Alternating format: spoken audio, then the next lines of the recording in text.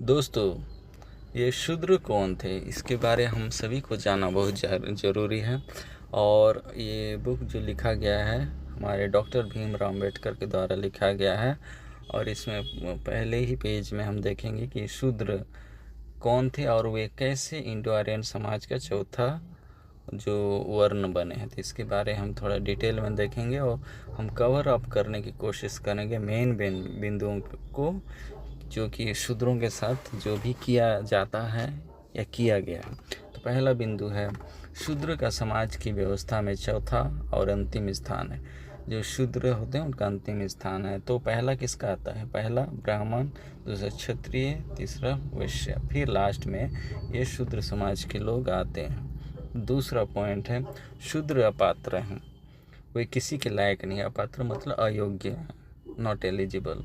उसकी उपस्थिति में या उसके सुनने तक की सीमा में कोई भी धार्मिक अनुष्ठान या कृत्य नहीं किया जा सकता है। तो अगर शूद्र वहाँ उपस्थित है तो कोई भी धार्मिक कार्य नहीं होना चाहिए।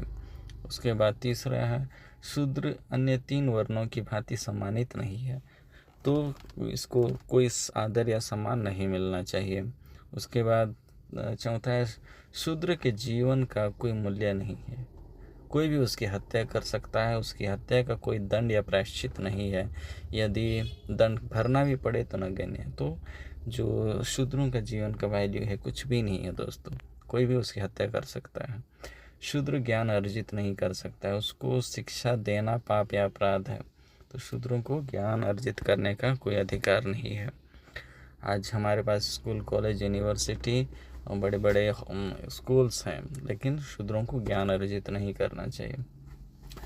शूद्र को संपत्ति संचय का अधिकार नहीं है, और यदि वह ऐसा करता है तो ब्राह्मण को उसकी संपत्ति के हरण का पूरा हक है। तो संपत्ति संचय का शूद्रों के पास कोई भी अधिकार नहीं है। उसके बाद शूद्र किसी राज प्रतिष्ठा के पद को प्राप्त नहीं कर सकता। राजनीति या सरकार के कोई भी पद पर इसको कोई भी पद नहीं ग्रहण कर सकता है, प्राप्त नहीं कर सकता है। उसके बाद है 8वां शूद्र का कर्तव्य और मुक्ति उच्च जातियों की सेवा में है। जो ब्राह्मण, क्षत्रिय, वैश्य है, इनकी सेवा में ही इसकी मुक्ति है। उसके बाद हम देखते हैं द्विज मतलब ये जो ब्राह्मण, क्षत्रिय, वैश्य है, तीनों वर्गों के लोगों को क्या कहा गया है? द्विज कहा गया। तो ये जो द्विज होते हैं, द्विज शूद्र स्त्री से विवाह नहीं कर सकते, किंतु काम भोग के लिए उसे रखैल के रूप में उपयोग कर सकते हैं। तो जो सुंदर या जवान लड़कियां होती हैं जो शूद्र समाज से आते हैं, उनके साथ वो संभोग कर सकते हैं, हवस अपना मिटा सकते हैं ये द्विज जाति के लोग। उसके बाद है लास्ट, शूद्र का जन्म दासता के लिए होता है, अतः उसे आजीवन दास बनाए रखा जाए।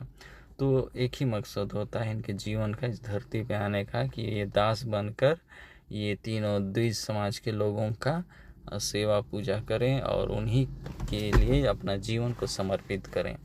तो यही सब बातें हैं दोस्तों, ये आप मनुस्मृति में भी पाएंगे।